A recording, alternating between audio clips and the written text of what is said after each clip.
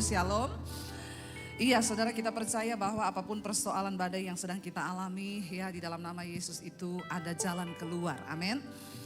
Semua orang pernah mengalami yang namanya tekanan dan persoalan hidup. Saya mau tanya dulu Bapak Ibu yang pernah mengalami stres, ada enggak? Ya, siapa yang pernah stres di sini angkat tangan? Mengalami tekanan yang berat, ada? Kalau enggak ada pulang aja. Ya, semua kita pasti pernah mengalami. Bahkan tokoh-tokoh di dalam Alkitab pun juga mereka mengalami tekanan hidup yang berat ketika mereka melayani Tuhan. Jangan dipikir ya yang mengalami stres itu cuma jemaat. Pendeta itu kan enak hidupnya. Ya, pendeta juga punya rasa, punya hati. Jangan disamakan dengan pisau belati. Saudara, di dalam Alkitab ya, saya tuh beberapa waktu yang lalu saya ngajar di sekolah Alkitab misi saya di Bandungan. Lalu saya suruh anak-anak murid itu cari tokoh-tokoh Alkitab yang pernah mengalami stres. Lalu saya suruh mereka presentasi di depan. Ternyata hampir semua tokoh Alkitab itu pernah stres. Pak Lukas pernah stres enggak Pak? Saya sering Pak. Ternyata Pak Lukas juga pernah ya. Semua saudara, semua pernah mengalami. Yunus bahkan pernah minta mati. Ya Tuhan, cabut saja nyawaku. Ada di antara saudara yang mengalami stres lalu minta mati? Belum toh? Berarti masih lebih berat Yunus toh? Makanya gak usah alay lebay. Ya berpikir bahwa kita ini yang lebih berat masalahnya. Saudara, di dalam Alkitab pun Elia seorang nabi yang begitu luar biasa. Ketika dia di dalam pemerintahan Raja Ahab, ya Ahab itu membuat nabi palsu untuk mendukung semua program-program pemerintahannya. Karena bangsa Israel itu negara teokratis yang harus mendengar suara Tuhan. Jadi walaupun raja bilang A, kalau nabi bilang B enggak boleh. Nah Ahab itu kan jahat. Dia tidak takluk kepada Tuhan. Istrinya itu Isabel. Membangun banyak penyembahan berhala di Israel. Jadi dia pikir kalau nabi asli ini dia ngomong A, nabi asli ngomong B kan tidak terjadi programnya. Jadi dia bikin kelompok nabi palsu. Enggak tanggung-tanggung saudara, ratusan orang. Ketika Elia itu merasa tinggal dia sendiri, di situ nabi yang benar. Lalu dia harus membunuh, Tuhan suruh dia bunuh 450 nabi palsu. Ya, dia bunuh saudara, Tuhan suruh dia bunuh semua nabi itu. Membunuh 450 orang nabi palsu itu ya berat atau ringan saudara? Berat loh, bunuh satu orang aja enggak gampang loh. Ketika Elia sudah melaksanakan apa yang Tuhan buat, lalu diceritakanlah kepada Isabel ya bahwa nabi-nabimu yang kau bikin itu sudah mati. Dibunuh oleh Elia. Lalu Isabel berkata, bilang sama Elia ya, besok pada jam seperti ini, kalau dia tidak mati seperti nabi-nabi yang sudah dia bunuh itu nabi saya, ya maka jangan sebut aku Isabel. Waktu Elia mendengar ancaman itu, dia ketakutan. Ya, Elia tuh ketakutan luar biasa saudara. Dia lari ke padang gurun. Loh dia menghadapi 450 nabi, dia berani loh. Tapi cuma dengar satu perkataan wanita. Ya ternyata dia menjadi ketakutan, menjadi ya begitu tertekan, menjadi depresi, menjadi begitu stres saudara. Dia sudah mengalahkan 450 nabi, sudah berhadapan dengan Ahab raja. Dia menang dengan kekuatan. Dan ternyata kenapa Elia itu mengalami stres dan tekanan yang begitu berat? Karena ternyata ya dia sudah kelelahan, bukan soal hanya Isabel. Tapi dia udah kelelahan, habis bunuh 450 nabi. Lalu dia dengar kata-kata itu. Sebenarnya kata-kata itu dia dengar kalau dari awal sebelum dia bunuh 450 nabi itu, kira-kira dia takut atau tidak? Enggak, itu biasa ancaman itu. Orang dia aja mau dibunuh Raja Ahab, mau dibunuh semua nabi itu, dia enggak takut. Tapi kenapa tiba-tiba dia mengalami ketakutan? Karena sudah kelelahan, sudah capek. Ya, orang itu stres itu ya terjadi saudara, sebenarnya biasa, semuanya itu biasa. Tapi kalau sudah terlalu lelah maka gampang untuk tertekan. Bilang kanan kirimu, jangan terlalu lelah. Nanti gampang stres ya. Apalagi kalau yang lelah itu hati. Ya, kalau lelah tenaga itu ya gampang saudara. Kalau lelah tenaga itu gampang tidur malah. Saya tuh kalau ketemu orang-orang kaya di Jakarta konseling, "Bu, saya tuh enggak bisa tidur." Saya bilang, "Bapak kurang lelah." Ya, karena orang kaya itu yang lelah hati dan pikirannya. Dia bilang, masa sih Bu? Coba Bapak ngepel rumah ini, Bapak rumahnya kan 3 lantai toh. Coba Bapak pel dari lantai 1 sampai lantai atas. Saya yakin nanti malam Bapak pasti langsung tidur nyenyak. Iya juga ya, iya mereka kurang lelah badannya. Ya makanya gak bisa tidur. Elia ini lelah tenaganya, lelah pikirannya saudara. Dia lari ke padang gurun, ya lalu dia juga minta mati loh. Bahkan dia bilang, Tuhan aku ini sudah bekerja lelah buat engkau. Tapi apa yang aku dapati? Ya, saudara, stres itu bisa dialami oleh semua orang. Satu contoh di Alkitab yang sangat luar biasa juga adalah Daud. Daud pernah mengalami stres. Stres yang paling hebat yang dialami oleh Daud itu kenapa saudara? Ada yang tahu?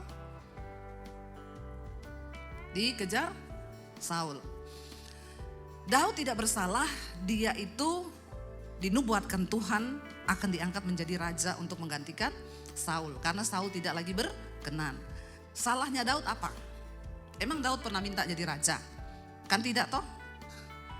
Ya, masalah itu datang gak harus kita salah atau kita undang. Ya, sering kali bahkan kita benar di jalurnya Tuhan pun ada masalah. Daud tuh gak pernah loh jadi raja. Dia gak pernah pengen dan ngomong aku pengen jadi raja. Tiba-tiba Tuhan itu menyampaikan kepada Samuel, kamu harus pergi kepada Isai karena ada satu anaknya yang aku akan pilih menjadi raja menggantikan Saul. Daud bahkan gak tahu dia lagi menggembalakan kambing domba di padang. Lalu ketika mendengar itu Samuel bilang, ya sudah mandi semua kamu. Ya kakaknya Daud, mandi besok nanti kita akan ketemu, kamu siapin bajumu ya, kita nih ketemu sama nabi besar loh. Dan dia bilang ada salah satu di antara kalian yang akan menjadi raja. Lalu Daud bilang, wah aku pakai baju apa? Kamu ndak usah. Karena kamu ndak masuk hitungan. Kamu bukan prajurit. Kamu itu gembalakan kambing domba aja besok. Kamu tetap ke padang. Kakak-kakakmu ini prajurit. Mereka nanti yang akan pergi, kami mau pergi makan ketemu sama nabi besar ini. Kalau saudara jadi Daud, saudara kepahitan enggak? Memang dasar tukang kepahitan semua. Apa dikit kepahitan. Tapi jujur loh, kita pasti kan kecewa kalau papa kita ngomong gitu toh. Dan akhirnya besok Daud melihat kakak-kakaknya semua sudah berdandan. Ini acara besar saudara. Ya. Lalu Daud ya udah dia cuma lihat, ya udah dandan. Dia pergi dengan baju biasanya dan bawa kambing domba yang Alkitab bilang hanya beberapa ekor. Enggak banyak, cuma beberapa ekor. Dia bawa ke padang. Ya, akhirnya ketika Samuel melihat Eliab anak Isai yang paling gede, badannya tinggi besar, ganteng, gagah, prajurit. Langsung Samuel bilang ini pasti yang akan jadi raja. Karena memang tampangnya tampang raja. Tapi waktu dia berpikir begitu Tuhan bilang aku sudah menolak dia. Karena bukan yang dilihat manusia itu yang dilihat Tuhan. Tuhan itu melihat hati. Lewat semua anaknya Tuhan bilang bukan loh. Lalu Samuel bingung lah yang mana? Dia tanya sama Isai, ini semua sudah anakmu? Enggak, masih ada satu. Mana dia? Menggembalakan kambing domba. Aduh, enggak usah tanya dia, enggak ada potongan raja. Dia juga bukan prajurit, masih kecil, kemerah-merahan, enggak masuk hitungan. Enggak apa-apa kalau secara dunia orang bilang kita ini enggak masuk hitungan, amin. Tapi percaya Tuhan melihat saudara Tuhan tuh melihat hati loh, makanya jaga hatimu, amin. Untuk menjadi orang yang diberkati Tuhan kita harus jaga hati. Di hati ini jangan ada iri, dengki, benci, kepahitan, kekecewaan. Ngapain hidup ini cuma sebentar. Ya, untuk mengalami enggak ada yang lain. Karena Alkitab berkata Tuhan melihat hati, enggak ada yang lain. Udah hati kita ini jaga. Ya, kita enggak bisa jaga mulut orang toh. Yang kita bisa jaga apa? Ya mulut orang bagaimana saudara jaga? Ya. Kita nih diam aja, Bu. Dulu ada orang cerita tentang ibu. Saya sekarang kalau begitu, Bu saya dengar cerita tentang ibu. Saya tanya, ceritanya bagus atau buruk? Ya buruk sih Bu. Apa ceritanya? Panjang Bu, sambil ngopi yuk. Soalnya kalau lewat telepon cuma pendek, enaknya sambil ngopi. Saya bilang, saya gak ada waktu untuk mendengarkan perkataan buruk orang. Mending saya buat syuting, mending saya hidup buat berdampak. Amin saudara, ngapain saya dengarkan perkataan buruk orang, gak ada waktu saya. Bener ibu gak mau denger, seru loh Bu, kagak. Ya karena jaga hati susah, ngapain dengerin omongan orang yang bikin sampah di hati. Ya, makanya Tuhan kasih kita 2 tangan untuk bisa tutup kuping kanan dan kiri. Kalau 3, 1 buat tampar mulut orang. Makanya kita nggak boleh nampar karena tangannya cuma ya kalau 3, saya remet mulutmu. Tapi sayang cuma 2, jadi nggak usah nampar mulut orang. Saudara, kita bisa jaga hati kita kok. Memang kita nggak bisa jaga mulut orang, tapi kita bisa jaga hati kita. Daud itu tidak diperhitungkan, ada alasan untuk Daud kepahitan kepada orang tuanya. Sekarang kan banyak anak-anak, saya jadi homo karena saya pahit sama orang tuaku. Iya, kenapa kau izinkan dosa menentukan masa depanmu? Kenapa kau izinkan nasibmu untuk membawa engkau kepada hal-hal yang buruk? Tidak ada alasan bagi orang benar untuk melenceng daripada firman Tuhan dan membuat masa depanmu hancur cuma karena sebuah alasan. Katakan, ada orang saya jadi homo bu karena dulu saya pernah begini, saya pernah begitu. Tinggalkan itu semua. Kita semua punya alasan masa lalu untuk memilih apakah hidup kita jadi benar atau salah. Jangan beri alasan apapun. Pakai semua alasan-alasan kekecewaan, kepahitan di masa lalu untuk menjadi sebuah cambukan membawa hidup kita ini menuju kepada tujuan Tuhan. Amin. Ya saudara, Daud di padang itu dia enggak nangis saudara. Ya, sambil nyanyi kepahitan gitu enggak. Ya, kau yang berjanji, kau yang menyakiti, ngapain? Ya, Daud di padang mengembalakan kambing domba sambil nyanyi saudara. Ya, dia bikin lagu di sana. Ya, dia nyanyi pujian. Makanya Mazmur itu hampir semua lagu rohani yang saudara nyanyikan sekarang itu ciptaannya Daud. Ciptaannya Daud. Ya, tadi saudara nyanyi lagu apa? Pujian tadi yang kedua. Apa tadi pujian yang kedua tuh? Ayo pemusiknya aja lupa loh. Tuhanlah kekuat, bukan ya? Nggak ada ya, lagu apa tadi?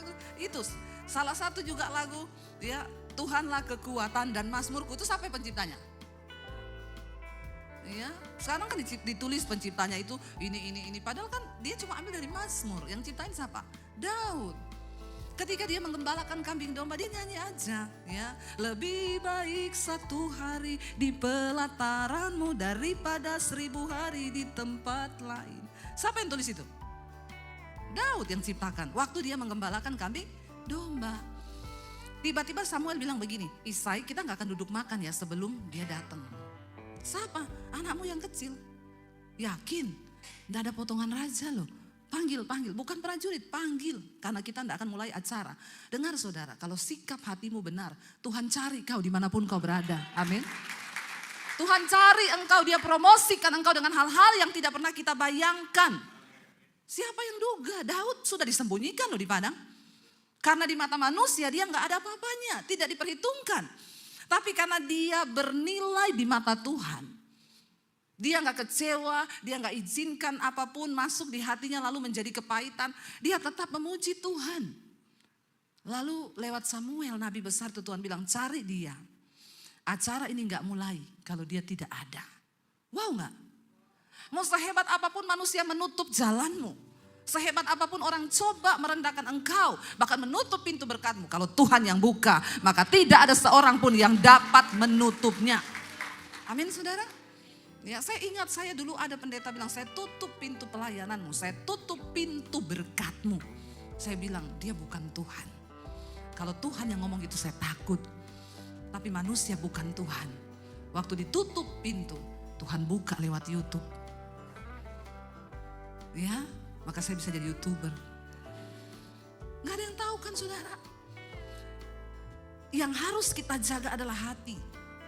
Lalu ketika Daud diangkat menjadi raja, urapan Tuhan, ternyata memang Daud yang dipilih Tuhan. Sampai bapaknya bilang, enggak mungkin loh, enggak mungkin. Ya terserah dunia bilang enggak mungkin. Kalau Tuhan bilang mungkin, maka tidak ada perkara yang mustahil saudara. Akhirnya ya ketika Saul sudah ditolak oleh Tuhan, Daud memenangkan pertempuran. Ini Daud sudah diurapi raja loh. Waktu ketika di medan pertempuran ada saatnya Tuhan akan mempromosikan engkau. Bahkan di waktu-waktu yang gak terduga. Lo saudara tahu promosi Daud itu, dia gak sadar hari itu hari promosinya. Sudah berbulan-bulan prajurit bangsa Israel dipermalukan oleh yang namanya Goliat. Berbulan-bulan Goliat meneriaki bangsa Israel, siapa yang berani maju lawan aku? Tidak ada yang berani. Di padang itu berbulan-bulan. Mereka pun latihan bagaimana memikirkan strategi mengalahkan Goliat. Daud ini tiap hari mengembalakan kambing domba. Sudah diurapi jadi raja. Daud gak ngomong gini, "Pak, aku ini udah diurapi loh jadi raja. Besok aku jadi prajurit ya. Kasih aku pedang, bikinin aku baju prajurit." Enggak, hidup ini santai aja saudara, amin. Kalau kita mengalir dengan rencana Tuhan, santai aja, tiba-tiba Tuhan bukain jalannya. Saudara, akhirnya ketika saat itu Tuhan mau promosiin Daud, bahkan Daud gak tahu. Ceritanya papanya bilang, "Daud sini, kakak-kakakmu itu lagi di medan pertempuran, gak pulang-pulang. Karena ada raksasa yang namanya Goliat itu lagi menantang bangsa Israel. Ini bawa rantang ini isinya nasi, roti, jelai. Kamu kasih ke kakakmu di medan pertempuran.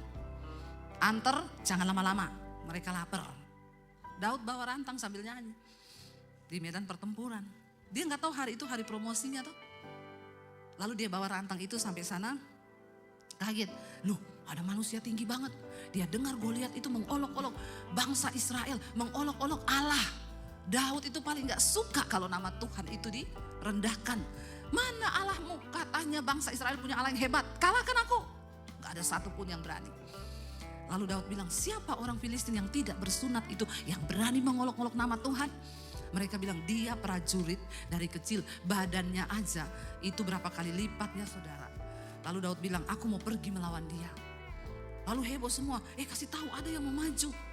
Kakaknya Daud dengar, dia lihat, "Siapa yang mau maju?" "Itu loh, Daud tuh, kurang ajar ini dia ini.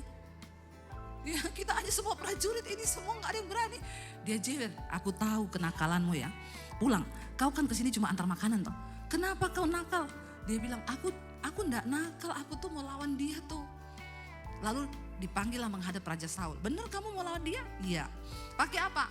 "Aku ini di padang menggembalakan kambing domba. Kalau ada singa datang makan dombaku, aku kejar singanya, aku robek mulutnya.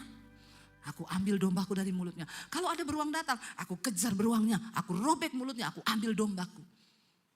Allah yang memberi aku kemenangan di padang. Maka Allah yang sama itu akan memberikan aku kemenangan untuk melawan orang Filistin yang tidak bersunat ini." Amin saudara.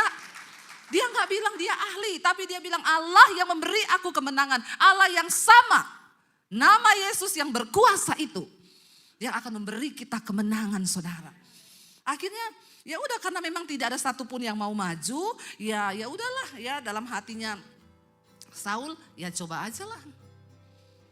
Lalu Daud maju saudara, dipakein baju sirahnya Saul, "Pakai ini." Daud gak bisa jalan. Ya, karena berat sekali itu baju besi ya. Akhirnya Daud copot semuanya. Enggak, aku gak terbiasa pakai ini. Aku maju saja dengan apa yang ada di tanganku. Tuhan itu gak cari apa yang gak ada di tanganmu. Dia lihat potensi yang ada dalam dirimu dan dia lebih tahu saudara daripada kita. Daud cuma ambil ya 3 batu, baru 1 batu terbang. Tepat kena di kepalanya Goliat, lalu dia tumbang dan mati saat itu juga. Apakah Daud tahu itu hari promosinya? Ketika hatimu benar saudara, Tuhan yang akan mempromosikan engkau. Apa yang terjadi? Akhirnya Daud dieluk-elukan, semua memuji-muji Daud. Luar biasa Daud. Ya, Saul pun senang. "Ayo datang ke istanaku, aku akan kawinkan kau dengan anakku. Ya, dan kau akan menjadi panglima perang bangsa Israel." Nggak pernah latihan perang. Akhirnya dia diangkat menjadi panglima perang. Dia masuk ke istana Saul. Tapi perempuan-perempuan nyanyi, "Saul membunuh hanya beribu-ribu, tapi Daud membunuh berlaksa-laksa." Lalu Saul menjadi iri hati. Inilah pertama kali awalnya Daud mengalami stres yang berat di hidupnya. Akibat hanya satu ulah dari iri. Ngeri ya saudara. Cuma karena iri hati. Loh, sekarang saya mau tanya, apakah Daud mau dieluk-elukan orang? Enggak toh, Daud kan gak minta dieluk-elukan toh, dia juga tidak sombong, dia ya apa adanya aja. Ya tapi kalau orang memang dipakai Tuhan begitu kan ya enggak bisa dipungkiri, pasti akan dipuji. Lalu itu juga bukan maunya Daud kan, untuk orang-orang semua menghormati dia lebih daripada Saul. Tapi persoalannya ada di hatinya Saul yang tidak beres, dia iri. Dari situ dia berikhtiar untuk membunuh. Yang tadinya dipuja-puja, Saul juga bersyukur karena Daud memenangkan pertempuran dengan Goliat. Perkara iri hati akhirnya menjadi timbul niat untuk bunuh. Dan ini Daud yang mau bunuh raja, saudara. Enggak ada ampun sudah kan. Dia harus melarikan diri dari satu gua ke gua lain. Salahnya apa coba? Dan ini kematian di depan mata. Raja bilang cari yang namanya Saul. Dimanapun dia sembunyi cari, penggal kepalanya. Gara-gara iri hati. Loh Daud kalau bisa protes kan, Tuhan siapa juga yang minta aku jadi begini. Nggak salah loh saudara, nggak salah loh. Ya makanya saya bilang orang itu stres itu dua macam. Hari ini pagi ini saya akan bahas yang karena kehendak Tuhan. Ya, ada orang mengalami stres tuh karena kehendak Tuhan. Ya kayak begini toh, Daud tuh kan nggak mau toh. Lalu ketika Daud itu berhadapan, aduh ya dia dengan persoalan ini dia lari kemana, dia sampai dia tulis Mazmur, semua orang berikhtiar membunuh aku. Kemana aku harus lari Tuhan? Ya karena di sana aku ketemu musuh, di sini aku ketemu musuh, dan semua orang itu kok jahat kepadaku. Tapi ya Tuhan izinkan. Ada proses dalam hidup ini yang memang Tuhan izinkan. Kita sudah bertanya salahku di mana? Tidak ada salahmu. Tuhan bilang kok tidak ada salah, tapi aku izinkan itu terjadi. Tapi kan puji Tuhan kita ini belum mau dibunuh toh. Enggak dicari sama Presiden Amerika toh. Masalah-masalahnya pasti cuma masalah-masalah biasa. Ya udah jalani aja, bersyukur aja. Paling cuma difitnah, cuma direndahkan, cuma begini. Belum. Ya, berbahagialah engkau kalau engkau menderita karena kehendak Allah. Ya, karena itu berarti mahkota kemuliaan akan diberikan kepadamu.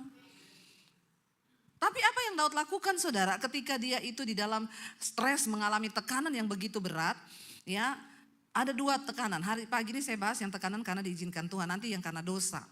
Mazmur 43 ayat yang kelima saudara. Di sana Daud berkata begini, ya dia bilang kepada dirinya sendiri, kita harus tiru ini. Daud berkata begini, Mazmur 43 ayat yang kelima kita baca bersama. Mengapa engkau tertekan hai jiwaku, dan mengapa engkau gelisah dalam diriku? Berharaplah pada Allah, sebab aku bersyukur lagi kepadanya, penolongku dan Allahku. Ketika engkau mengalami situasi yang berat karena tekanan yang karena kehendak Tuhan, dikatakan mari kita tiru, Daud itu bilang kepada jiwanya, mengapa engkau tertekan? Ingat saudara, orang pertama yang dapat menolong ketika kita dalam tekanan adalah diri sendiri. Jangan harap suami atau istrimu, tambah sakit hati kau. Ya, kita lagi tertekan, lagi ada masalah, berharap, mana suamiku ya, kok dia enggak belai-belai kepalaku sih? Tambah gondok. Kenapa? Karena perempuan sama laki-laki itu beda. Perempuan itu lebih pakai perasaan, laki-laki itu pakai logika. Makanya kita kalau ribut sama suami, kita nangis percuma, dia ngorok. Ya enggak ibu-ibu? Ya kau nangis sendiri kau sampai pagi, dia pengalaman pribadi ya. Dia ngorok, lalu kita sakit hati, ya. Lalu kita bilang besoknya, kamu tuh ya enggak ngerti perasaanku. Enggak bakal ngerti, karena laki-laki pakai lo. Dia gini, ya udahlah ada masalah selesai aja, tidur ngantuk ini. Kan logikanya begitu.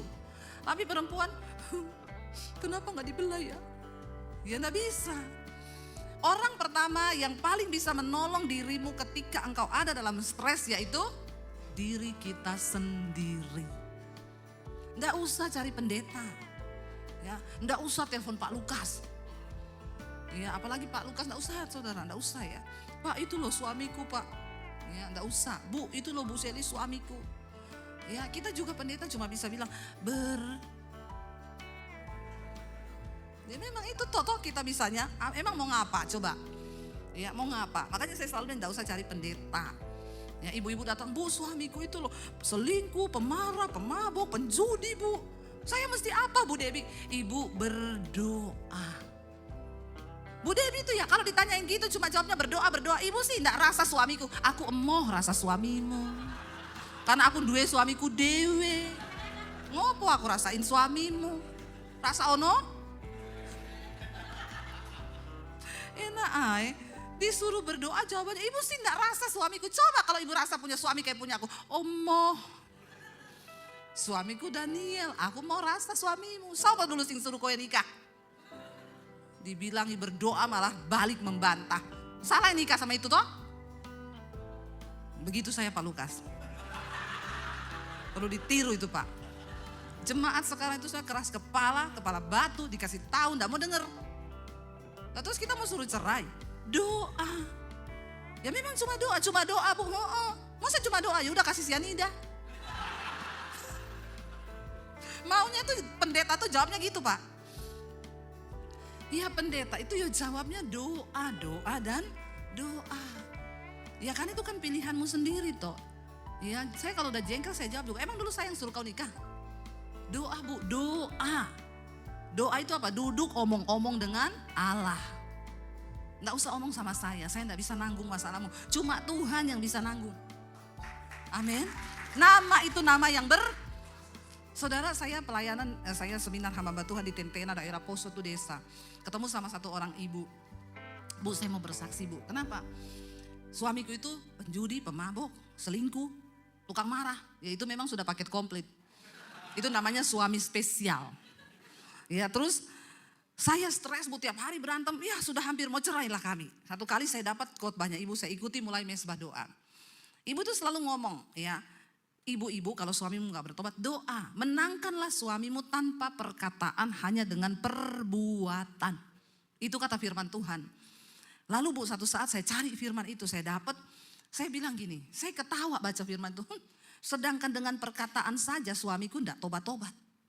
Ayat ini bilang, hai istri-istri, jika ada suamimu yang tidak taat pada firman, menangkanlah dia tanpa perkataan hanya dengan Karena memang seringkali mulut kita ini loh ibu-ibu yang bikin suami tidak bisa tobat. Ternyata yang harus tobat siapa? Mulutnya ibu-ibu itu ya harus dibungkem. Karena benar Alkitab bilang mending tinggal dengan beruang betina yang kehilangan anak daripada tinggal semua dengan istri yang cerewet dan tukang bertengkar.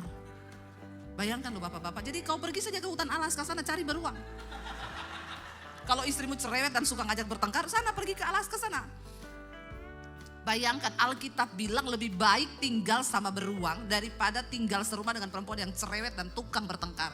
Berarti memang wanita itu yang cerewet lebih parah daripada.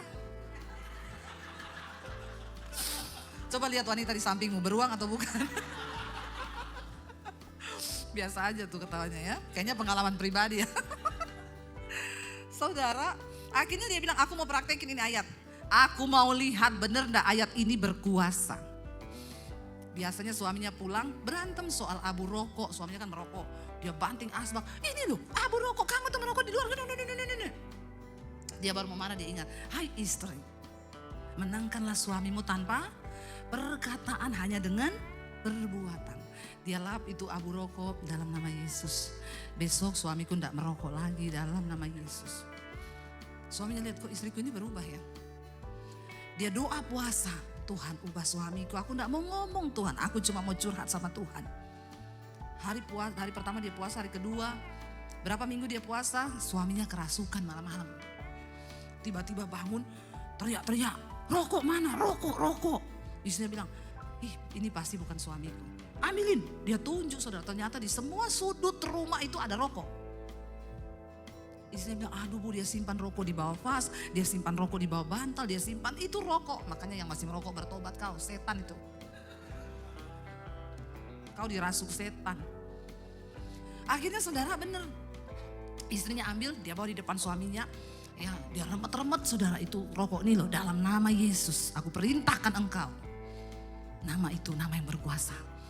Suamiku dilepaskan dari ikatan rokok. Lalu suaminya matanya merah ngomong ke istrinya, kamu gak usah lagi dengar khotbah, gak usah dengar YouTube, gak usah dengar pendeta itu pembohong. Itu setan saudara.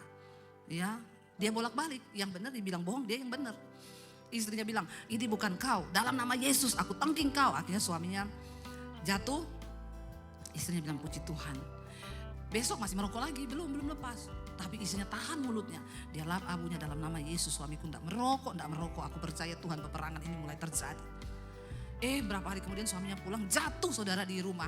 Enggak sadarkan diri kayak orang kena serangan jantung. Istrinya teriak, Pak bangun Pak dalam nama Yesus. Dia bangun. Ya, dia ngorok kayak orang kerasukan, istrinya bilang, bangun Pak, bangun. Pak, berseru Pak dalam nama Yesus. Matanya langsung nyala, dia bilang, enggak bisa, aku enggak bisa ngomong dalam nama Yesus. Tuh, nama Yesus itu berkuasa. Jadi kalau ada pendeta yang bilang Yesus itu bukan Tuhan, nama Yesus itu bukan nama. Coba saudara doakan orang kerasukan, bilang dalam nama Joni atau Bambang. Coba, enggak bisa saudara.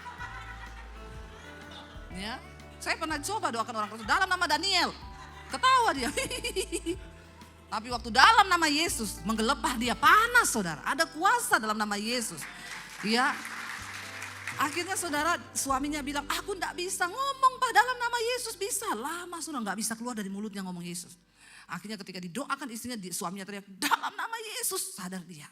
Saudara tahu, sejak hari itu berhenti rokok, berhenti minum, berhenti mabok, berhenti judi, berhenti bersinah. Waktu saya seminar hamba Tuhan di Tentena, mereka berdua sekarang sudah jadi hamba Tuhan. Amin. Makanya tolong dirimu sendiri dulu, duduk di kaki Tuhan. Bilang sama dirimu, hei jiwaku, kenapa kau stres? Percayalah kepada Tuhan, jangan stres, hai jiwaku. Amin. Ngomong di kaca sama dirimu. Nggak usah curhat sama orang, tambah stres kau. Masalahmu jadi cerita kemana-mana. Ngomong sama dirimu. Daud berkata kepada dirinya, hai jiwaku, mengapa engkau gundah gulana di dalamku? Pujilah Tuhan. Yang kedua saudara, setelah engkau berkata kepada dirimu sendiri, dia bilang, mengapa engkau gelisah dalam diriku? Berharaplah kepada Tuhan. Kuatkan imanmu, berharap pada Tuhan. Kalau kehendak Tuhan, Tuhan pasti kasih kekuatan. Dia bilang, sebab aku bersyukur lagi kepadanya. Jangan pernah berhenti bersyukur ketika engkau dalam keadaan tertekan. Jangan pernah berhenti berharap, jangan pernah berhenti bersyukur. Nyanyi saudara, nyanyi. Ya, percaya. Percaya saudara, katakan pujian. Apapun yang kau bisa nyanyikan, nyanyi dari mulutmu. Jangan berdiam diri. Karena kita sedang berperang, amin. Ya, perkatakan, dulu saya sering saudara, aduh mau jatuh tempo ini gak ada duit ya. Iblis sudah menteror di pikiran, besok kamu gak bisa bayar gini. Ya saya nyanyi, pertolonganmu begitu ajaib, kau telah memikat hatiku. Setan ngomong, menghibur diri. Nggak apa-apa, setan akan tuduh, ngapain lu menghibur diri, mana pertolongan? Di saat aku tak sanggup lagi, di situ tanganmu bekerja. Iblis bilang, apa iya? Tapi kau harus lawan supaya jiwamu tuh kuat. Berharap kepada Tuhan dan bersyukur lagi kepada Tuhan. Amin. Tidak ada perkara yang mustahil bagi Tuhan saudara. Ketika kita sungguh-sungguh percaya. Apa yang terjadi saudara? Daud memenangkan pertarungan imannya. Terbukti waktu Daud dapat kesempatan untuk bunuh Saul. Saul tertidur nyenyak di depan gua. Saul tertidur itu dalam rangka dia lagi cari Daud, mau bunuh Daud. Tiba-tiba dia tertidur di depannya Daud dengan senjatanya. Lalu anak buahnya Daud bilang begini, bos, firman Tuhan terjadi. Tuhan datang menyerahkan musuhmu di depanmu. Aku ambil tombaknya, kau tusuk dadanya pakai tombak itu. Daud bilang, aku tidak mau berdosa. Aku tidak mau membuat tanganku kotor oleh darah orang yang diurapi Tuhan. Wow, itu tanda Daud menang terhadap jiwanya. Dia tidak mau bunuh Saul. 2 kali loh dapat kesempatan bunuh. Dia bilang gak usah, ambil aja pedangnya, gunting jubahnya. Besoknya Daud teriak, Saul, aku mengasihi engkau. Ini senjatamu, ini ujung jubahmu. Tadi malam kalau aku mau bunuh kau bisa. Tapi aku menghormatimu sebagai orang yang diurapi Tuhan. Daud menang terhadap orang yang menang terhadap jiwanya. Gak ada dendam, gak ada sakit hati, amin. Sakit hati capek loh saudara, hidup ini sudah berat, sudah pahit. Kau minum lagi kopi pahit, makan sayur pare. Terus kau lagi kepahitan, tambah pahit hidupmu saudara. Sudahlah amin. Dibikin manis aja, ya, enggak usah kepahitan. Kita percaya semua yang terjadi di hidup kita itu seizin Tuhan. Saya undang para imam musik, mari saudara. Ketika tekanan itu Tuhan izinkan terjadi, tidak usah takut. Pastikan posisi kita itu benar di hadapan Tuhan. Ya, ketika kita benar percaya kekuatan itu datang dari Tuhan. Jadi ketika hari ini engkau sedang tertekan, engkau nggak temukan salahku itu apa ya? Nanti ibadah kedua saya akan kasih tahu stres akibat dosa. Ya kenapa saya salah Tuhan, kenapa saya tidak ada salah. Ingat, bilang sama jiwamu, hai jiwaku, kenapa kau tertekan? Hai jiwaku, berharaplah pada Tuhan. Hai jiwaku, bersyukurlah kepada Tuhan. Amin.